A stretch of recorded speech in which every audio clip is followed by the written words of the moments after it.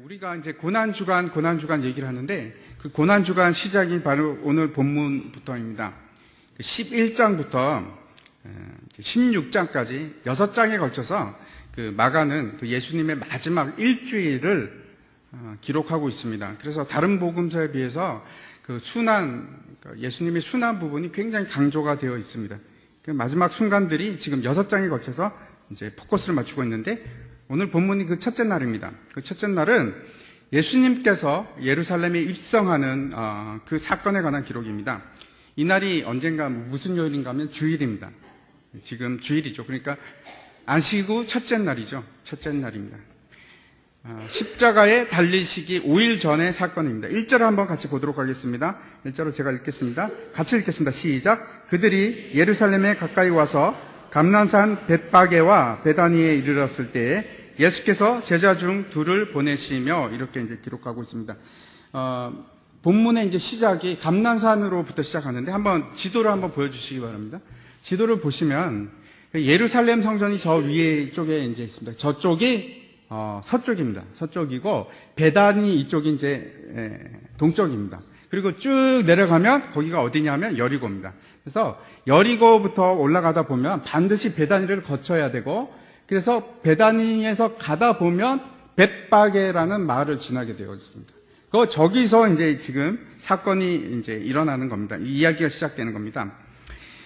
제가 이 지도를 보여드리는 것은 특별히 제가 이제 등고 지형이 3차원으로 보일 수 있는 그런 지도가 어디 없나 해서 제가 보여드리는 건데 감람산이 한 해발 900m, 800m, 900m 정도 되는 곳이고 예루살렘 성도 그렇습니다. 예루살렘 시도 그렇습니다. 그리고 가운데 그 골짜기가 있습니다. 하얗게 보이시죠? 저기가 기드론 골짜기입니다. 그래서 감난산에서 예루살렘에 들어가려고 하면 이게 제가 가봤습니다. 가봤는데 잘 기억이 안 납니다. 그래서 다시 제가 참조해서 말씀을 드리는데 언뜻 기억이 나는데 많이 내려가야 됩니다. 여기 가보신 분들 계시죠? 고개를 끄덕끄덕 하시는데 저기 감람산에서 이렇게 내려오면은 저기는 산입니다. 그리고 쭉 골짜기로 내려왔다가 다시 예루살렘으로 이렇게 올라가야 됩니다. 굉장히 가파릅니다.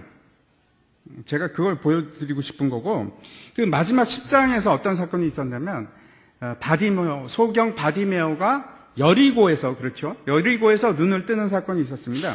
이것을 통해서 이제 영적으로 소경이 되었던 자가 그 자가 이제 눈을 뜨는 장면을 보여주는데 그 사건이 지금 계속 여운을 남기면서 이어집니다. 왜 그러냐 하면 10장의 32절부터 사실은 계속 같은 본문이 이어지는 내용입니다. 그리고 하는 단어로 이어져 있습니다. 그래서 한 부분만 이렇게 딱 떼어서 얘기 드릴 수가 없습니다. 다 연결되어 있는 겁니다. 여리고에서 예루살렘으로 가려고 하면 30km 정도 가야 됩니다. 군인들이 1시간에 평지를 5km 걷습니다. 일반 사람들 한 4km 정도 걷는다고 얘기를 하는데 어떤가 하면 여리고는 세계에서 가장 낮은 도시 중에 하나입니다. 그 고도가 어느 정도 되냐면 그 해수면 밑입니다. 마이너스 250m입니다. 그러니까 해수면 밑 250m. 그러니까 굉장히 낮은 곳에 있죠. 그런 도시고 예루살렘은 어느 정도 높으냐면 해발 한 900m 정도 되는 도시입니다. 그럼 편차가 얼마나 되죠? 1km 정도 되지 않습니까? 그 30km 떨어져 있는데 30km를 계속 올라가는 겁니다. 등산팀 아주 좋아하실 것 같은데. 여리고에서 예루살렘으로 가려면 계속 오르막입니다.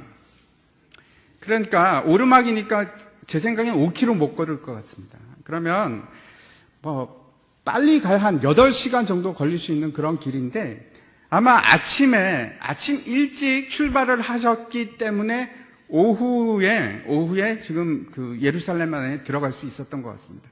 아무튼 예수님께서 그렇게 오시는데 10장 32절을 한번 보시기 바랍니다. 10장 32절 말씀을 보겠습니다. 제가 읽겠습니다. 예루살렘으로 올라가는 길에 예수께서 그들 앞에 서서 가시는데 그들이 놀라고 따르는 자들은 두려워하더라. 이에 다시 12제자를 데리시고 자기가 당할 일을 말씀하여 이르시되. 어떻게 했다고요? 예수님께서, 제가 모르겠습니다. 이렇게밖에 표현이 되어 있지 않기 때문에 아마 묵묵히 앞장서서 앞을 향해서 나가십니다. 그런데 그 장면이 결코 즐겁거나 기쁜 마음이 아니고, 그렇죠?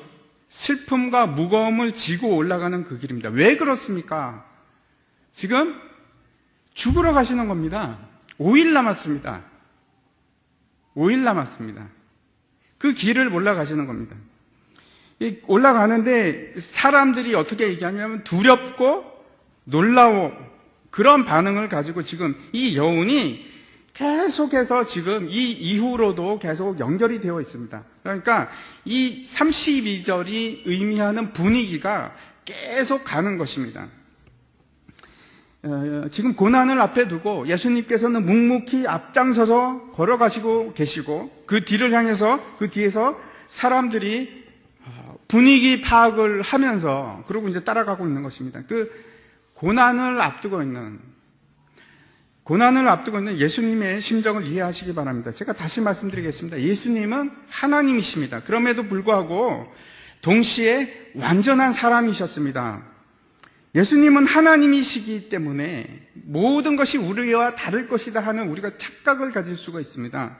그런데 전혀 그렇지 않습니다. 그런 생각은 오늘부로 완전히 버리시기 바랍니다. 만약 예수님이 인간이 아니었다고 하면 어떤 일이 일어나겠습니까? 그냥 예수님이 단순히 신이셨고 하나님이셨다고 한다면 어떤 일이 일어나겠습니까? 첫 번째, 신성만 가지고 있다고 생각을 해봅시다. 그러면 어떻게 되겠습니까? 예수님은 죽을 수 있습니까? 없습니다. 하나님이 어떻게 죽습니까? 하나님은 영원하신 분이십니다. 죽을 수가 없습니다. 다시 말씀드리면 예수님께서 하나님의 신성만 가지고 있다면 죽을 수도 없고, 그러면 우리 죄를 대신 질 수도 없고 속죄물이 될 수도 없습니다. 두 번째로, 만약 예수님께서 신성만 가지고 계시다면 우리는 결코 예수님을 따라갈 수 없습니다. 우리가 어떻게 하나님을 따라가겠습니까? 예수님께서 우리에게 보여주시는 것은 하나님이시지만 인간으로서 가야 될 길을 우리에게 보여주셨고, 그렇기 때문에 우리가 예수님의 길을 따라갈 수 있습니다. 그가 겪으신 고난도 우리가 그래서 겪을 수가 있고, 예수님께서 겪으신 시험도 우리도 능히 감당할 수가 있는 것입니다.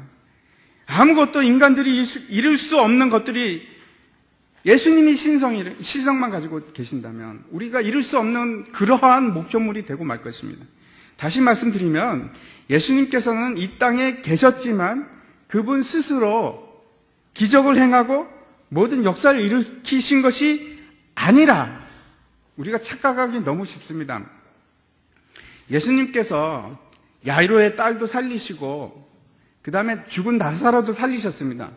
누구의 힘으로 그렇게 하셨습니까? 하나님의 능력을 힘입어서 하셨습니다. 예수님께서 요한복음에 분명히 얘기하십니다. 내가 하는 것은 아무것도 없다. 하나님의 것을 내가 한다. 하나님의 시키는 일을 하고, 그렇게 분명히 말씀하십니다. 예수님께서 물 위를 걸었습니다. 하나님이 있기 때문에 걸으신 거죠. 맞습니까? 그 베드로는 그럼 뭡니까? 베드로가 걸었습니까? 안 걸었습니까? 좀 걷다가 빠졌죠. 하나님만 물 위를 걸을 수 있다면 베드로는 못 걸어야죠. 예수님께서 뭐라고 하셨습니까? 베드로 보고 믿음이 적은 자에 이렇게 얘기하셨습니다. 예수님이 물 위를 걸은 건 하나님이기 때문에 걸은 것이 아니고 인성을 가지고도 걸으신 겁니다. 인성을 통해서. 제가 말씀드리는 것은 예수님은 단 한 번도 이 땅에서 사시면서 자신의 신성을 사람들에게 드러내지 않으셨습니다. 모든 기적도 마찬가지고 모든 이적도 마찬가지입니다. 그래서 요한복음 14장 12절인데 이렇게 말씀하십니다. 내가 진실로 진실로 너에게 이르노니 나를 믿는 자는 내가 하는 일을 그도 할 것이요 또한 그보다 큰 일도 하리니 이는 내가 아버지께로 간다. 우리도 예수님이 행하신 일을 할 수 있습니다. 죽은 사람을 살릴 수 있습니까? 네, 있습니다. 우리 물 위로 걸을 수 있습니까? 걸을 수 있습니다. 그 오병이어 사건이 선교지에서는 일어납니다. 그래서 제가 이제 어디 얘기를 들었는데, 이제 한 그 선교사님이 간증을 했습니다. 이제 선교사들 대회입니다. 선교사들 대회에서 간증을 하시는데 죽은 사람이 살아난 간증을 하는 겁니다. 사람들이 다 놀래가지고 막 박수도 치면서 하나님 정말 대단하시다. 그런 기적이 일어났구나. 놀라워하는데 옆에 보니까 흑인인데 시큰둥한 겁니다. 그래서 이제 그분이 이제 물어봤다고 합니다. 아니, 당신은 왜 이렇게 시큰둥하십니까? 그럼 놀랍지 않습니까? 그런 기적이 놀랍지 않습니까? 그랬더니 그 흑인 분이 하시는 뭐, 우리 동네 가면 없던 다리도 나고, 저거는 기적도 아닙니다. 죽은 사람 살아나는 건 기적도 아닙니다. 없던 다리도 그냥 막 새로 자라나고 막 그럽니다. 그렇게 대답했다고 합니다. 우리도 가능합니다. 믿음이 문제이기 때문에 못하는 것 뿐입니다.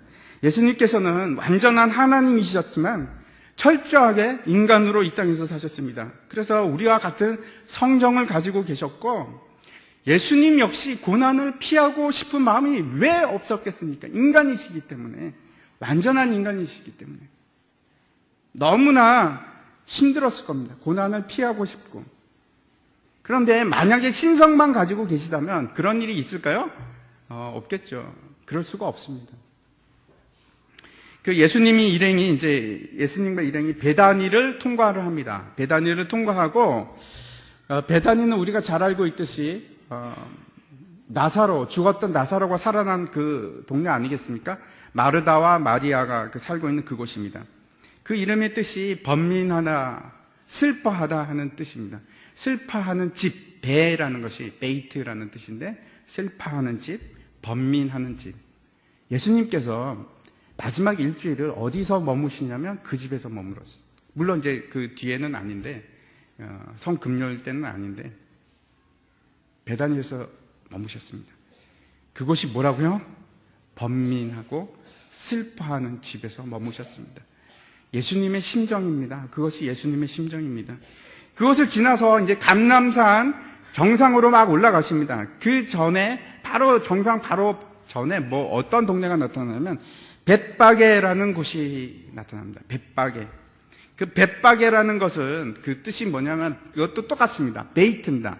베이트 바게라는 뜻입니다. 바게라는 뜻인데, 바게는 뭐냐면 무화과 첫 열매를 바게라고 합니다. 진짜 열매 말고 가짜 열매가 봄에 열리는데 그 봄에 열리는 열매를 바게라고 합니다. 근데 너무나 놀라운 것은 이 사건이 끝나고 나서 12절 보면 어떤 사건이 나타납니까? 무화과 저주 사건이 나타납니다.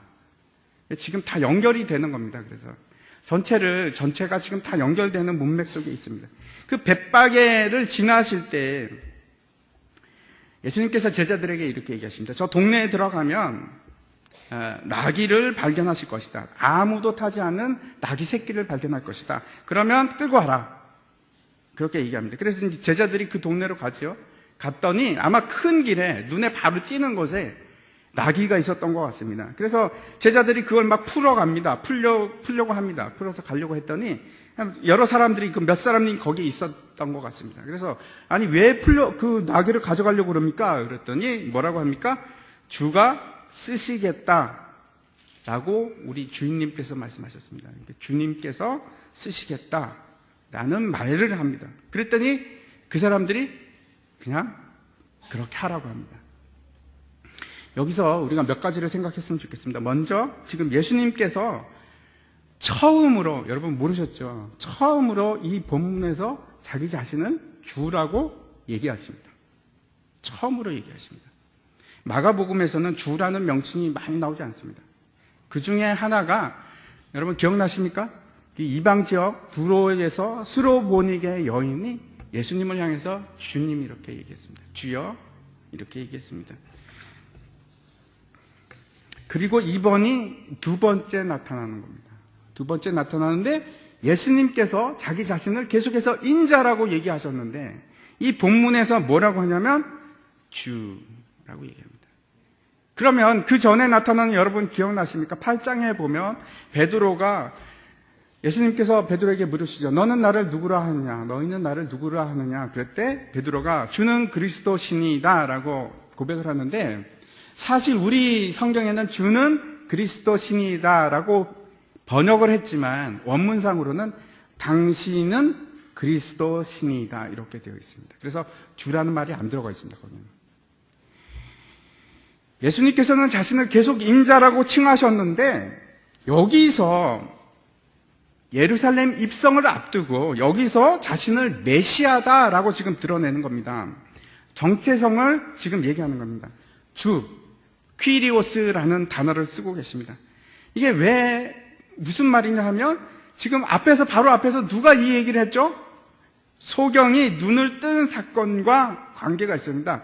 드디어 밝히기 시작하는 겁니다. 예수님께서 완전히 드러내시는 겁니다. 또 한 가지는 예수님께서 어떻게 나귀가 거기 있을 것과 나귀가 자신을 위해서 준비되었을 것을 알고 계셨을까? 여러분 어떻게 생각하십니까? 그리고 심지어는 예수님께서 그 주인, 나귀의 주인에게 양해를 받으시는 것도 아니고 그냥 주가 쓰시겠다 하라. 이걸로 끝을 내줍니다. 선언입니다. 예수님께서 무엇을 또 드러내시냐면 주권을 드러내십니다. 이 사건을 어떻게 보면 이렇게 생각했습니다. 아, 예수님 좀 민망스럽게 남의 것을 이렇게 가져가시나 생각할 수도 있지만 주님이라면 너무나 당연한 것입니다. 예수님은 창조주 하나님이십니다. 요한복음 1장 2절과 3절을 제가 읽어보겠습니다. 그가 태초에 하나님과 함께 계셨고 만물이 그로 말미암아 지은 바 되었으니 지은 것이 하나도 그가 없이는 된 것이 없느니라. 예수님께서는 만물을 지으신 창조주 하나님이십니다. 창조주 하나님이십니다. 또 로마서 11장에서 이렇게 얘기합니다. 누가 주의 마음을 알았느냐? 누가 그의 모사가 되었느냐? 누가 주께 먼저 드려서 갚으심을 받겠느냐? 이는 만물이 주에게서 나오고 주로 말미암고 주에게로 돌아갑니다. 그에게 영광이 세세에 있을지어다. 아멘. 모든 만물이 주님의 주권 아래에 있습니다. 주님의 권세 아래에 있기 때문에 여러분, 세상 만물은 피조물의 것이 될 수가 없습니다. 여러분이나 저는 피조물입니다. 피조물이 어떤 소유권을 가지고 있을 수가 있겠습니까? 전혀 없습니다. 피조물은 소유권을 보유하고 있지 않습니다. 창조주만 모든 것의 소유권을 가지고 계십니다. 나귀도 마찬가지입니다. 그래서 마찬가지입니다. 우리 자신이 피조물이기 때문에 여러분, 제가 다시 한번 강조해서 말씀드립니다. 여러분이 소유할 수 있는 것은 아무것도 없습니다. 주님이 원하시면 하루 아침에 다 가져가실 수도 있고 주님이 원하시면 주실 수도 있고 모든 것이 집이 여러분 앞에 등기로 되어 있든지 여러분의 자녀가 여러분 호적상에 올라가 있든지 그거는 우리들의 판단이고 하나님 앞으로 보면은 여러분 것은 아무것도 없습니다. 여러분의 집도 여러분 것이 아니고 여러분의 자녀들도 여러분 것이 아닙니다. 왜냐하면 여러분은 피조물이기 때문에 그렇습니다. 피조물입니다. 잊지 마시기 바랍니다. 우리는 피조물입니다. 예수님께서는 창조주 하나님께서는 모든 만물의 주권을 가지고 계신 그분은 나귀 새끼가 거기에 있는 것도 알고 계셨고 그 나귀 새끼가 자신을 위해서 예비되어 있는 것도 알고 계셨습니다. 세 번째 제가 말씀드리고 싶은 것은 예수님은 왜 그러면 나귀를 타셔야만 하셨는가? 예수님께서 한 번도 배 탄 거 외에는 한 번도 무슨 동물을 탔다거나 이런 기록이 없습니다. 예수님께서 갈릴리로부터 여기까지 지금 여리고까지 걸어오시고 벳바게까지 걸어오셨는 것으로 우리가 추정할 수 있는데 그런데 왜 여기서부터는 나귀를 타셔야만 하는가? 벳바게부터 왜 타셔야 하는가? 먼저 스가랴 9장을 보겠습니다. 스가랴서 9장을 보겠습니다. 9절과 10절인데 제가 읽도록 하겠습니다. 시온에 따라 크게 기뻐할지어다. 예루살렘에 따라 즐거이 부를지어다. 보라, 내 왕이 내게 임하시나니 그는 공의로우시며 구원을 베푸시며 겸손하여서 나귀를 타시나니 나귀의 작은 것 곧 나귀 새끼니라. 내가 아브라함의 병거와 예루살렘의 말을 끊겠고 전쟁하는 활도 끊으리니 그가 이방 사람에게 화평을 전할 것이요 그의 통치는 바다에서 바다까지 이르고 유브라다 강에서 땅 끝까지 이르리라. 이 스가랴 선지자는 그 학계와 함께 활동했던 포로기 이후의 선지자인데, 그 이스라엘로 포로들이 다시 바벨론 포로로부터 해방이 돼서 돌아옵니다. 그리고 뭘 하냐면 예루살렘에서 성전을 짓기 시작할 때 그때 사람입니다. 그런데 그 사람들이 한탄을 하죠. 왜 한탄을 합니까? 그 솔로몬의 그 영광과 놀라운 그 화려했던 성전을 생각하면서 자신들이 지금 만들고 있는 초라한 모습의 성전이 비교가 되니까 마음이 어려운 겁니다. 하지만 하나님께서 뭐라고 얘기하냐면 그 스가랴 선지자를 통해서 이스라엘이 회복이 되고 죄로 더러워진 제사장직이 청결하게 될 것이고 또 왕권이 회복될 것이다, 이런 예언을 하십니다. 스가랴서 6장 12절 13절을 제가 한번 읽도록 하겠습니다. 말하여 이르기를 만군의 여호와께서 이같이 말씀하시되 보라, 싹이라, 순이라는 뜻입니다. 순이라, 싹이라 하는 이름하는 사람이 자기 곳에서 돋아나서 여호와의 전을 건축하리라. 그가 여호와의 전을 건축하고 영광도 얻고 그 자리에 앉아서 다스릴 것이요 또 제사장이 자기 자리에 있으리니 이 둘 사이에 평화의 의논이 있으리라 하셨다 하고, 좀 이해하기가 어려운 본문인데 이런 것입니다. 싹 순이라는 것인데 이것이 누구를 얘기합니까? 메시아 예수님을 얘기합니다.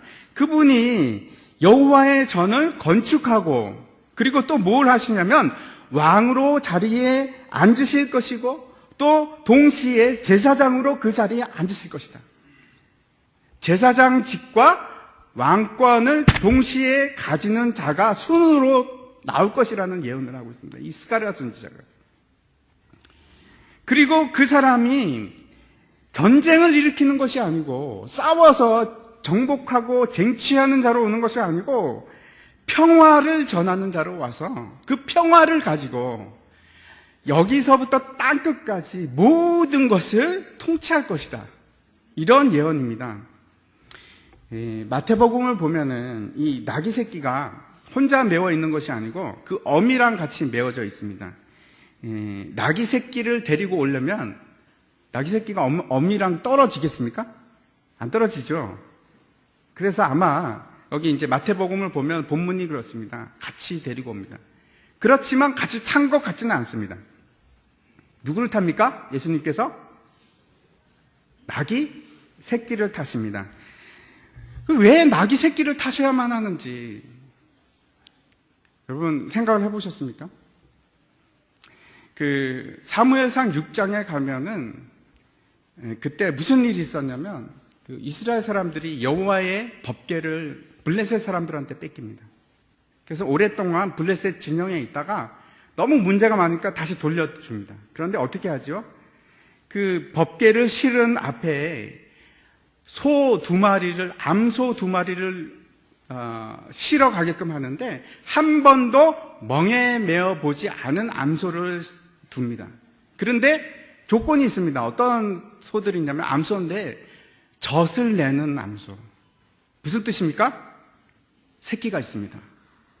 그래서 그 암소가 한 번도 멍에를 매본 적이 없습니다. 얼마나 불편하겠습니까? 그렇죠?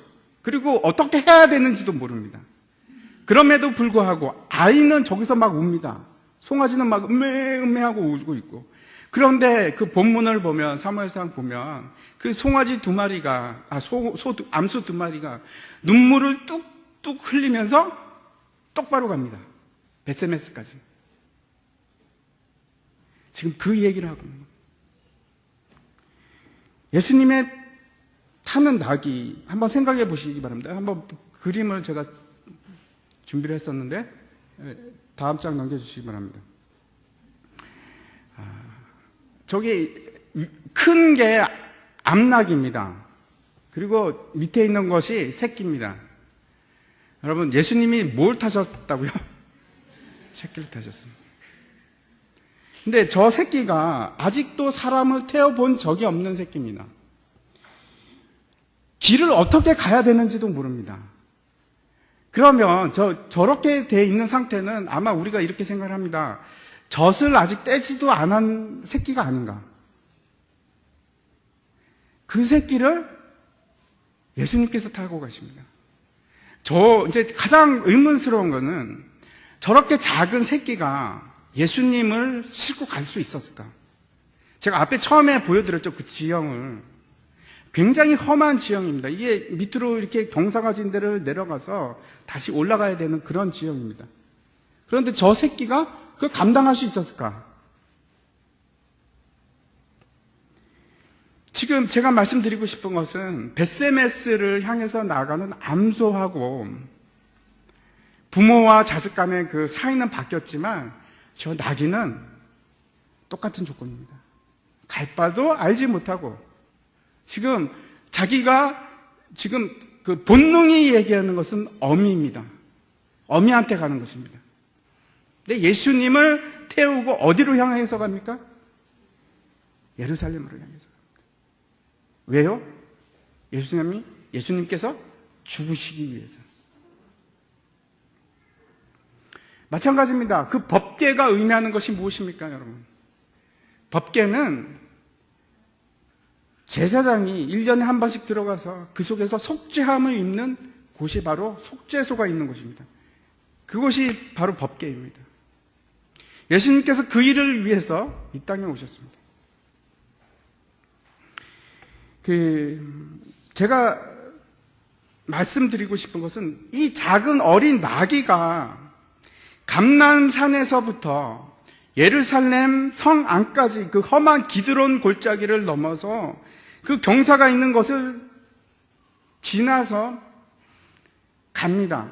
예수님을 태우고 그 무거운 예수님이 무거운지도 우리는 잘 알지 못합니다. 뒤에 한번 보여주시기 바랍니다.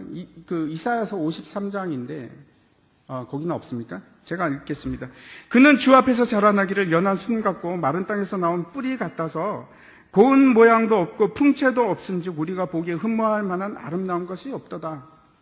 이사야서입니다. 그는 멸시를 받아서 사람들에게 버림을 받았으며 강고를 많이 겪었으며 질고를 아는 자라 마치 사람들이 그에게서 얼굴을 가리는 것 같이 멸시를 당하였고 우리도 그를 귀히 여기지 아니하였도다. 이것이 이사야서 53장에 나오는 것입니다. 제가 다시 한번 확인하고 싶은 것은 예수님이 과연 텔레비전이나 영화에서 나오는 것처럼 그렇게 잘생긴 분이셨을까?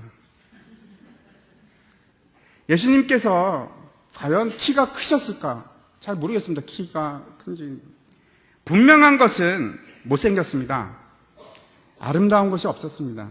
흠모할 만한 것이 없었고 그 풍채도 없었습니다. 저같이 풍채도 없었습니다. 아마 제 생각에는 삐쩍 마르지 않았을까. 그러니까 저 조그만 나귀가 예수님을 태우고 갈 수 있었지 않을까 하는 생각을 가집니다. 나귀가 의미하는 것이 있습니다. 예수님께서 뭐라고 하십니까? 그 마태복음에 보면은 나오는데 겸손, 여기서도 나오죠?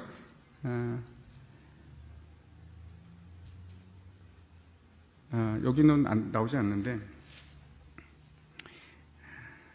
마태복음 20장에 보면은 21장에 보면은 나옵니다. 겸손입니다. 나귀가 겸손입니다. 여러분, 겸손이 무슨 뜻일까요? 오늘 아침에도 목사님께서 겸손에 대해서 말씀하셨는데 겸손이 그 뜻이 여러분이 생각하는 거하고 많이 틀릴 수 있습니다. 히브리적 겸손이라는 단어의 뜻은 좀 다릅니다. 겸손이라는 것은 방향성을 가집니다. 우리가 누구한테 겸손합니까? 사람들한테 겸손할 수 있죠. 네, 부모님한테 겸손할 수도 있고 내 주위에 있는 사람한테 내가 겸손히 행할 수 있습니다. 그런 것을 겸손이라고 하지 않습니다. 히브리서에서 말하는 겸손이라는 것은 오로지 그 대상이 하나님이십니다. 그렇기 때문에 겸손이 의미하는 바는 순종입니다. 내 주장을 완전히 버리는 것이 겸손입니다. 내가 온전히 그분의 뜻에 맡기고 그분의 뜻을 따라가는 것이, 그것이 겸손입니다. 그 나귀가 겸손을 지금 예표하고 있고 그 겸손을 보여주고 있습니다. 그 험한 길을, 그 짐을 싣고 예수님이 몇 킬로 나간지 잘 모르겠습니다. 그 나귀가 괜찮았을지도 잘 모르겠습니다. 예루살렘에 도착하고 뻗었는지도 모르겠습니다. 저 조그만 나귀가, 저 작은 나귀가 겸손합니다. 제가 말씀드리는 것은 하나님 앞에서 온전히 순종을 하는 겁니다. 자기의 주장이 없습니다. 어미를 찾아가보고 싶은 마음이 왜 없었겠습니까? 그가 길을 알지도 못합니다. 하지만 온전히 순종하고 그 길을 묵묵히 갑니다. 울면서 갔겠죠. 마치 베스메스의 두 젖소처럼.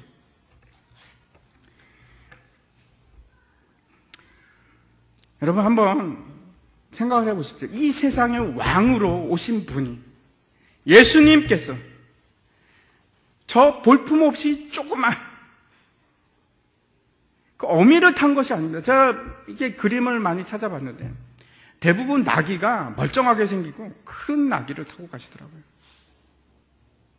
예수님은 그런 나귀를 타는 것이 아니고 나귀 새끼를 타셨습니다. 얼마나 우스꽝스럽습니까? 그 어른이 풍채도 없고 아름다운 모습도 아닌 사람이 그 조그마한 지금 젖 뗐을까 말까 하는 그 나귀를 타고 삐거덕 빼고덕 가시는 겁니다. 예수님께서, 다시 제가 말씀드립니다. 예수님께서는 마치 베세메스를 향해서 가는 그 두 젖소처럼 예수님 그 자체가 지금 그 모습이 지금 겸손을 보여주고 있는 것입니다. 나귀를 타시고 볼품없는 모양으로 하나님께서 그렇게 하라고 하셨기 때문에 그렇게 하십니다. 하나님이신데도 불구하고, 창조주 하나님이신데도 불구하고 그러한 참 비참하고 어처구니 없는 모습을 가지고 그 예루살렘을 향해서 지금 죽기 위해서 가시는 겁니다. 앞에서 말씀드린 바와 같이 겸손은 하나님의 주권에 관해서 온전한 순종을 얘기하는 것입니다. 그것이 겸손입니다. 자신의 주장은 완전히 버리시고 그 길을 갑니다.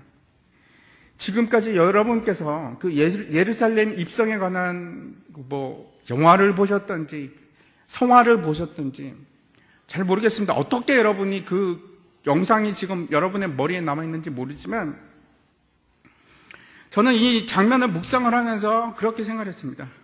아니 어떻게 이럴 수가 있을까? 이 세상을 창조하신 창조주 하나님께서 이런 모습으로, 이런 우스꽝스러운 꼴로 거기를 지나가고 계실까? 그런데 그 뒤에서 전혀 지금 다른 모습이 전개됩니다. 먼저 제자들이 어떻게 합니까? 자신의 겉옷을 벗어서 안장으로 만들고 예수님을 앉힙니다. 그리고 앞으로 나가기 시작하자 그 주위에 있던 무리들이 자기의 겉옷을 막 벗어 제낍니다. 그리고 그것들을 땅에 막 깝니다. 그리고 빈틈이 있을까봐 그 야자나무 가지를 꺾어서 거기다가 막 깝니다. 제가 말씀드렸듯이 그 겉옷이라는 것은 너무나 소중한 것입니다. 자기 자신을 상징하는 것이고 자기를 증명할 수 있는 수단입니다. 그 소중히 여기는 것을 예수님 밑에 발 앞에 내려놓고 지금 그러는 겁니다. 그러면서 외치는데 뭐라고 하냐면은 호산나 찬송하리로다. 그러면 이제 뒤따르는 사람들이 또 소리를 지릅니다.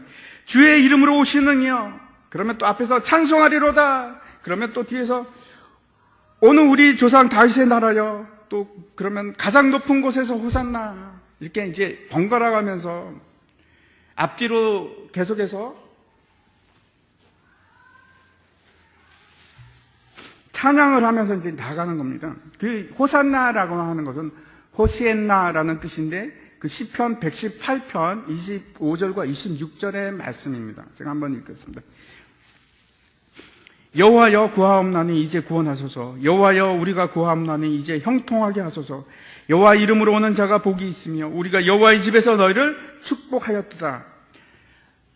참 아이러니하죠. 초라한 행색에 어린 나귀를 타고 감에도 불구하고 갑자기 사람들이 어떻게 반응을 하냐면 호산나 호산나 찬송하리로다를 외치기 시작하는 겁니다. 무슨 말입니까? 그분을 지금 왕으로 대접하기 시작합니다. 왕으로. 이제 사람들이 그 전에는 계속해서 예수님을 뭐라고 얘기하냐면 선지자라고 얘기를 합니다.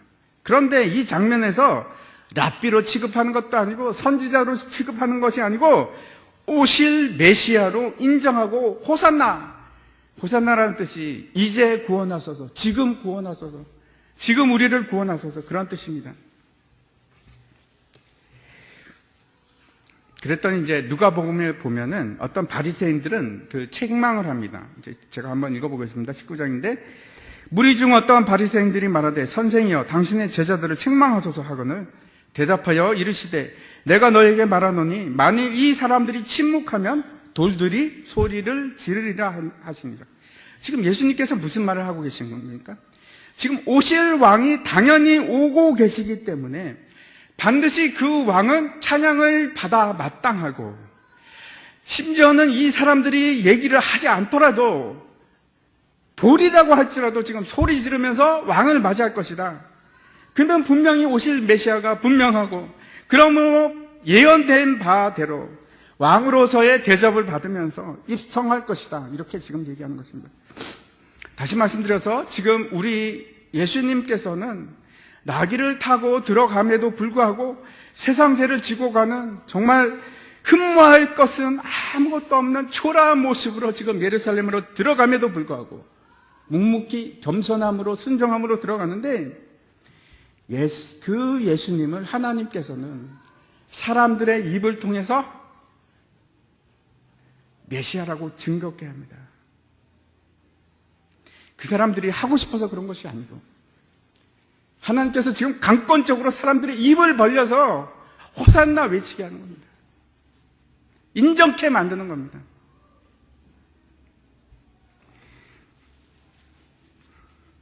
지금 예수님께서 어디를 향하고 계십니까? 여러분, 예루살렘 어디입니까? 성전입니다. 성전. 그 솔로몬의, 제가 앞에서 스가랴서를 말씀드렸는데 솔로몬의 그 거대한 성전이 아니고 스가랴 선지자가 만들었던 그 사람들의 성전은 애처롭고 순박하기까지 한 그런 성전이었는데 지금 예수님께서는 지금 들어가십니다. 예루살렘으로 들어가시는데 거기에는 뭐가 있냐면 헤롯 대왕이 만들었던 어마어마한 거대한 성전이 금빛 찬란한 성전이 있습니다. 그것에 초라한 모습으로 지금 터벅터벅 들어가시는 겁니다. 하지만 그 예수님께서는 지금 스가랴 예언대로 왕권을 가지고 제사장직을 한 자리로 취하시고 그곳에 가서 무엇을 하러 가십니까? 다시 성전을 세우시기 위해서 그 성전을 헐어내고 자기의 몸으로 성전을 세우시기 위해서 그 일을 들어가시는 겁니다. 그때와 마찬가지로 제가 이제 말씀을 마치려고 합니다. 지금도 세 부류의 사람이 있습니다. 왕을 기대하는 사람이 있고 왕이 오기를 싫어하는 사람이 있고 또 왕이 누군지 아는 사람이 있습니다. 여러분은 어느 부류에 속한다고 생각을 하십니까? 제가 다시 한번 말씀드리겠습니다. 첫 번째, 왕을 기대하는 사람들입니다. 그 사람들은 왕은 기대합니다. 하지만 그 왕이 누구인지 모릅니다. 단지 이해하지 못하지만 그 왕이 오시면 나를 위해서 존재할 것이다. 나의 소원을 해결해 주실 것이다. 내 자신의 나를 위해서 오시는 왕이 될 것이다 하고 기대하는 사람들입니다. 두 번째 사람은 싫어하는 사람입니다. 여러분, 바리새인들만 예수님께서 오는 것을 싫어하는 것이 아니고 지금도 예수님이 오시는 것을 싫어하는 사람들이 많이 있습니다. 왕을 만나기를 두려워하는 사람입니다. 이 세상이 더 좋기 때문에 천국 갈 마음이 별로 없습니다. 어떻게든 이 세상에서 오래오래 살고 싶고 놓지 않으려고 합니다. 그래서 죽음이 두렵고 내가 가진 것이 놓기가 싫습니다. 그 사람들은 왕이 오는 것이 두렵습니다. 세 번째 사람들은 왕을 기다리는 사람입니다. 그리고 그 왕이 누구인지 아는 사람들입니다. 그 중에 오늘 그 호산나 찬송하리라다 막 따라가는 사람 중에 소경 바디메오도 있습니다. 그 소경 바디메오 같은 사람들이 있습니다. 근데 그 사람들은 많지 않습니다.